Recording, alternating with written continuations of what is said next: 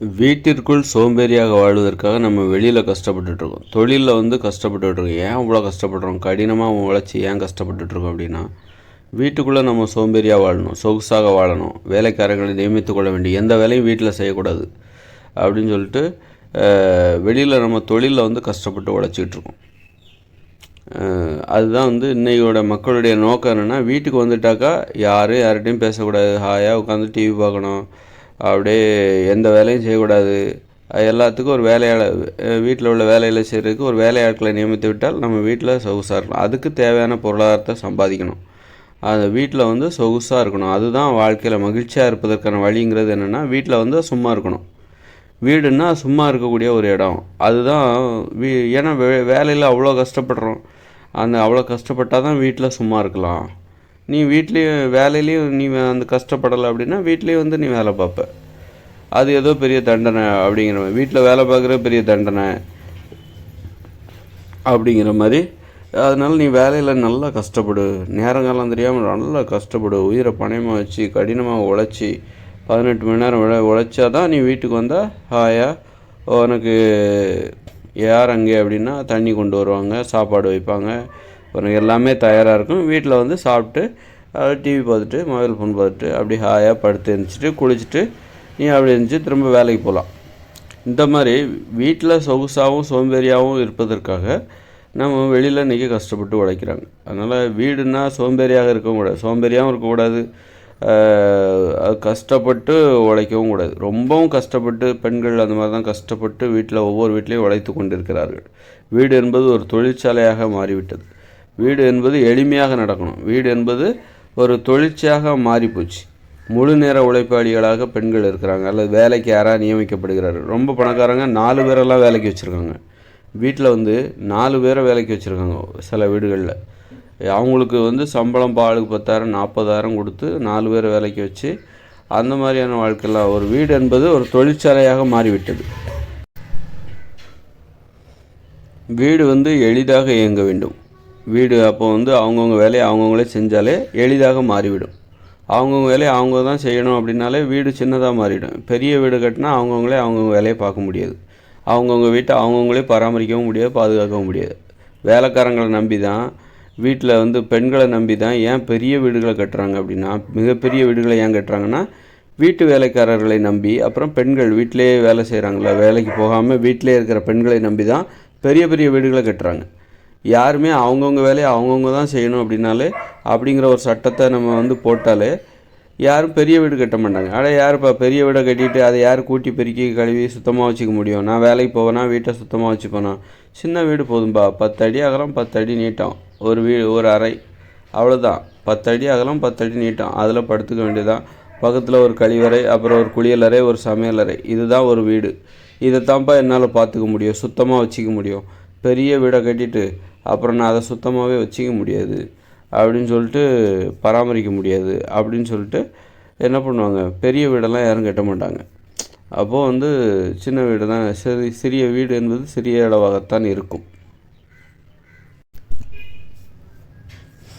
அப்புறம் வீடுன்னா வீட்லேயும் போய் நம்ம வேலை பார்க்கணும், நம்ம ஆடைகளை துவைக்கணும், நம்ம வீட்டை நம்ம தூய்மையாக வச்சுருக்கணும், நம்மளுடைய உணவுகளை தயாரிக்கணும். இதுக்கெல்லாம் நேரம் வேணும். அப்போது இதை நேரத்தை மிச்சப்படுத்தணும். எளிதாக நம்ம வீட்டை தூய்மை செய்வதா அதையும் எளிதாக பண்ணிக்கலாம், அல்லது துவைப்பதா அதையும் நம்ம எளிதாக முடித்து கொள்ளலாம். சமைப்பதா அந்த உணவு தயாரிக்கிற வேலையும் அவரவர் உணவை அவரவரே தயாரிப்பதால் அந்த உணவு எளிதாகத்தான் இருக்கும், எளிதான உணவாகத்தான் இருக்கும்.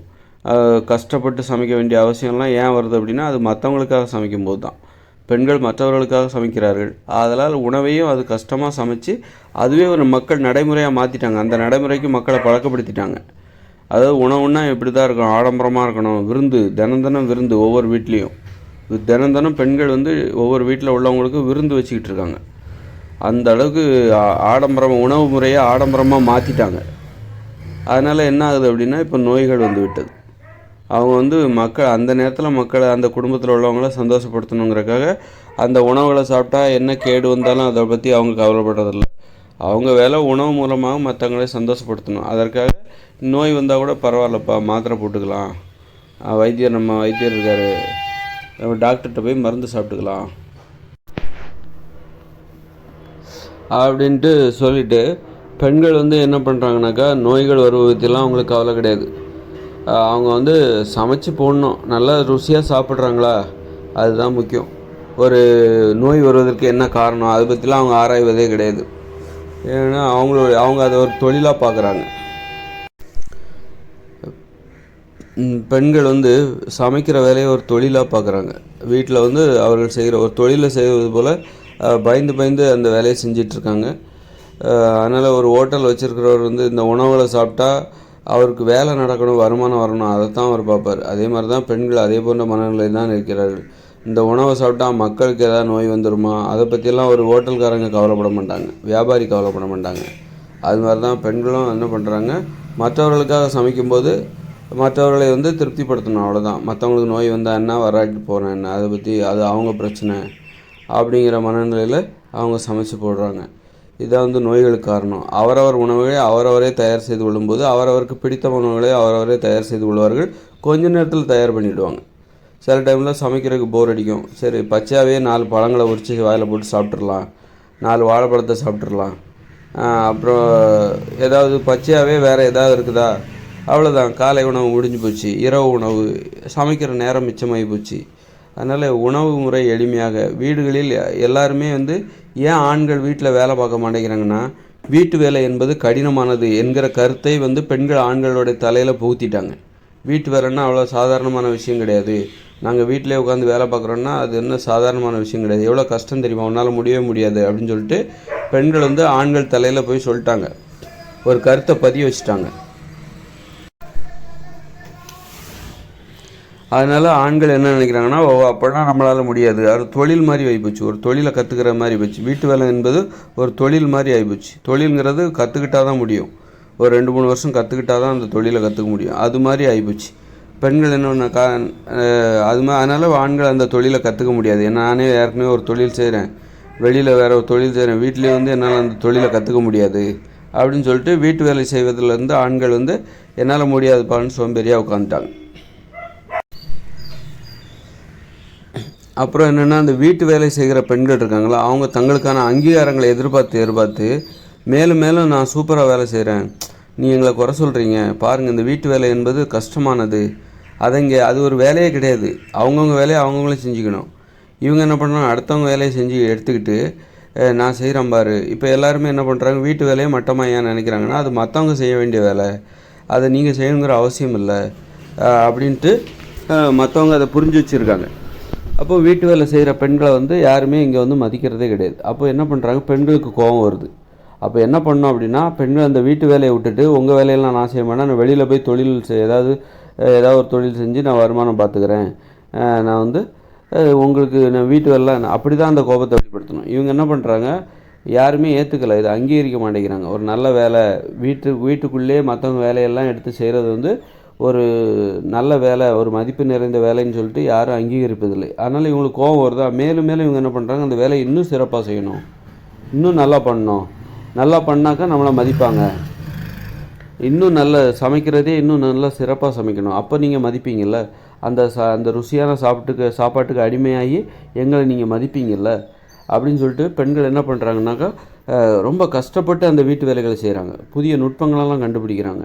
உங்களாலலாம் இதெல்லாம் முடியாது, வீட்டு வேலைங்கிறது சாதாரண வேலையே கிடையாது, உங்களாலலாம் முடியாது, ஆம்பளைங்களால் முடியாது, எங்களால் தான் இது செய்ய முடியும் அப்படின்னு சொல்லிட்டு பெண்கள் என்ன பண்ணுறாங்க, ஏன்னா இதை அங்கீகரிக்க மாட்டேங்கிறாங்க, ஒரு நல்ல மரியாதையாக பார்க்க மாட்டேங்கிறாங்க. வேலைக்கு போகாமல் வீட்டிலே உட்காந்து எவ்வளோ தான் கஷ்டப்பட்டாலும் அப்படிப்பட்ட பெண்களை யாரும் வந்து மதிக்க மாட்டேங்கிறாங்களா, இவங்களுக்கு கோபம் வருது. அப்போ என்ன பண்ணுறாங்க, அப்போ அந்த வேலையை விட்டுட்டு வெளியே வரணும், அதுதான் ஒரு ஆக்கப்பூர்வமான கோபம். மேலும் மேலும் என்ன பண்ணுறாங்க, இவங்க அதை விட்டு வெளியே வர்றதுக்கு மனசு இல்லை, அதனால் அந்த வேலையை இன்னும் சிறப்பாக செய்கிறாங்க, இன்னும் சிறப்பாக கோபத்தை வெளிப்படுத்துகிறாங்க. இப்போவாது ஒத்துக்கோங்க, நான் இந்த வேலையும் ஒரு கஷ்டமான வேலை தான், வீட்டில் உள்ள வேலைகளும் கஷ்டமான வேலை தான், இப்போவாது எங்களை நீங்கள் ஒத்துக்குங்க, இப்போவாது எங்களை வந்து புரிஞ்சுக்கோங்க, இதுவும் கஷ்டமான வேலை தாங்க, வீட்டு வேலைங்கிறது சாதாரண வேலை கிடையாது, இதுக்கும் நீங்கள் மதிப்பு கொடுங்க அப்படின்னு சொல்லிட்டு மந்தாடுறாங்க. அது இன்னும் முதல்ல அந்த சமையல்லாம் புதுசாக நான் ரெசிபி பண்ணியிருக்கேன், இன்றைக்கி பாருங்கள் நீங்கள் உங்களுக்கு பிடிச்ச உணவை நான் தயார் பண்ணியிருக்கேன், எங்களை மதிங்க, இதெல்லாம் எங்களால் தான் முடியும், இது ரொம்ப ஈஸி கிடையாதுங்க, புதுசாக ஒரு ரெசிபி நான் வந்து யூடியூப் பார்த்து கண்டுபிடிச்சி, இன்றைக்கி நீங்கள் மத்தியானம் எல்லோரும் வருவீங்க, வேலைக்கு போயிட்டு வீட்டுக்கு வருவீங்க, உங்களுக்காக நான் சமைச்சு காத்துட்ருக்கேன், சுட சுட சாப்பாடு பரிமாற தயாரா அப்படின்னு சொல்லி கேட்டு பாருங்கள். இப்போ நீங்கள் இப்போ சொல்லுங்கள், இது நல்லா இருக்கா சாப்பாடு? சூப்பராக இருக்குங்க. அப்போ இப்போ பின்ன சும்மா வந்துடுமா இந்த சூப்பரான சாப்பாடு? கஷ்டப்பட்டு வேலை செஞ்சால் தாங்க. வீட்டு வேலைங்கிறது சாதாரண வேலை கிடையாது. நீங்கள் எல்லாம் சந்தோஷமாக இன்றைக்கி சாப்பிட்றீங்கன்னா என்ன காரணம்? நாங்கள் இவ்வளோ கஷ்டப்பட்டு இதெல்லாம் உங்களால் செய்ய முடியாது. கஷ்டப்பட்டு நாங்கள் அதை சமைக்கிறோம், ஆராய்ச்சி பண்ணுறோம், யூடியூப்பை பார்த்து திரும்ப திரும்ப பார்த்து அதை வந்து டவுன்லோட் பண்ணி வச்சு பார்த்து நான் திரும்ப திரும்ப பார்த்து அதை சமைச்சு வச்சுருக்கேன் தெரியுமா? அப்புறம் என்ன? அப்புறம் வீட்டு வேலைன்னா ஈஸின்றீங்க, மதிக்கவே மாட்டேங்கிறீங்க, கேவலமாக நினைக்கிறீங்க, அப்பப்போ அடித்து அவமானப்படுத்துகிறீங்க கோவம் வந்தால் அப்படின்னு சொல்லிட்டு பெண்கள் மன்றாடுறாங்க. எங்களை அங்கீகரிங்க அப்படின்னு சொல்லிட்டு எங்களுடைய வேலையும் ஒரு வேலையாக நினச்சி அங்கீகரிங்க, மதிப்பு கொடுங்க, மரியாதை கொடுங்க, எங்களை கேவலமாக நினைக்காதீங்க, எங்களை அடிமையாக பார்க்காதீங்க, இந்த வேலையெல்லாம் உங்களால் செய்ய முடியாது அப்படின்னு சொல்லிட்டு மன்றாடுறாங்க. மன்றாடி ஒரு அங்கீகாரத்தை எதிர்பார்க்குறாங்க. என்றைக்குமே அது கிடைக்காது. அந்த அங்கீகாரம் பெண்களுக்கு வீட்டில் வேலை பார்க்குற வரைக்கும், மற்றவங்களோட வேலையை செய்கிற ஆண்கள் ஏன் அமைதியாக இருக்காங்க அப்படின்னா, சரி அமைதியாக இருந்தால் தான் அவங்க வேலையை செய்வாங்க, இல்லைன்னா மக்கர் பண்ண ஆரம்பிச்சிருவாங்க, அவங்கள வேலையை வந்து செஞ்சிட்ருக்காங்க, அதனால் உடனே அதை அங்கீகாரம்னு நினச்சிக்கிறாங்க. ஆண்கள் அமைதியாக இருக்கிறான்னா இப்போ வீட்டில் வந்து பெண்கள் வேலை பார்க்குறாங்கப்பா, அப்போ ஆண்கள்லாம் வந்து அவங்க வேலையை அவங்க பார்க்குறாங்க, இப்போ அமைதியாக போயிட்டுருக்கு. உடனே பெண்கள் என்ன நினச்சிக்கிறாங்க, நம்ம செய்கிற வேலையை அங்கீகரிச்சிட்டாங்க ஆண்கள், சமூகத்தில் நமக்கு ஒரு அங்கீகாரம் கிடச்சிருச்சு, ஆண்களோட மனசில் நம்ம செய்கிற வேலைக்கு, வீட்டு வேலைகளையே நம்ம மற்றவங்க வேலையெல்லாம் எடுத்து செய்கிற அந்த வேலைக்கு அங்கீகாரம் கிடச்சிருச்சு அப்படின்னு சொல்லிட்டு பெண்கள் என்ன நினைக்கிறாங்க, ஆண்களின் மௌனத்தை வந்து தங்களுக்கு சாதகமாக நினச்சிக்கிறாங்க. ஆண்கள் ஏன் அமைதியாக இருக்காங்கன்னா, வேலையில் ஒரு டென்ஷன், வீட்டு வேலைங்கிறது சரி இந்த பெண்கள் அதை பார்த்துக்கிறாங்க, அதை நம்ம பாட்டுக்கு எதை போட்டு ஏதாவது சண்டை கண்டை போட்டு ஏதாவது நீ செய்கிறதெல்லாம் வேலையா, இதெல்லாம் வீட்டு வேலையா, இது யார் வேணாலும் செய்வாங்க அப்படி இப்படி ஏதாவது சொன்னாக்கா இவங்க மக்கர் பண்ண ஆரம்பிச்சிருவாங்க, வேலையை செய்ய மாட்டாங்க, அமைதியாக இருந்துட்டு போவோம். நம்மக்கிட்ட தான் மொபைல் ஃபோன் இருக்குது, டிவி இருக்குது, நாம் பாட்டு டிவியை பார்ப்போம், அவங்க பாட்டு அவங்க வேலையை பார்த்துட்டு போகிறாங்க. இப்படி அமைதியாக இருந்து அந்த காரியத்தை ஆண்கள் சாதிக்கிறாங்க. முன்னாடி வந்து அதட்டினாங்க, என்ன இன்னும் சமைக்கலையா இன்னும் அப்படின்னு சொல்லிட்டு அதட்டினாங்க. இன்றைக்கி வந்து அதட்டாமலே இங்கே வேலை நடக்குது. அன்னைக்கு வந்து ஏன் வந்து இன்னும் சமைக்கலை அப்படின்னு சொல்லிட்டு ஆண்கள் வேலை வாங்கினாங்க. இன்றைக்கி வேலை வாங்க வேண்டிய அவசியம் இல்லை. இன்றைக்கி சமையலும் எளிதாகி விட்டது. மிக்சி கிரைண்டர்லாம் வந்து போச்சு, அதனால் குக்கர்லாம் வந்து போச்சு, சமையலும் எளிதாகி விட்டது. அதனால் இன்றைக்கி ஆண்கள் வந்து பெண்களை வேலை வாங்க வேண்டிய அவசியமே இல்லை, அவங்களே அந்த வேலையை செஞ்சுக்கிறாங்க. அதனால் ஆண்கள் வந்து அமைதியாக இருக்காங்களா, உடனே நமக்கான அங்கீகாரம் கிடச்சி போச்சு, ஆண்கள் இப்போ நம்மளை குறை சொல்கிறதில்ல, நல்லா ருசித்து சாப்பிட்றாங்க, நமக்கான அங்கீகாரத்தை அவங்க கொடுத்துட்டாங்க, நம்மளை மதிக்க ஆரம்பிச்சிட்டாங்க அப்படின்னு பெண்கள் நினைக்க ஆரம்பிச்சிட்டாங்க. ஆண்கள் எப்போதும் அந்த வேலையை அவங்க மதிக்கிறதே கிடையாது.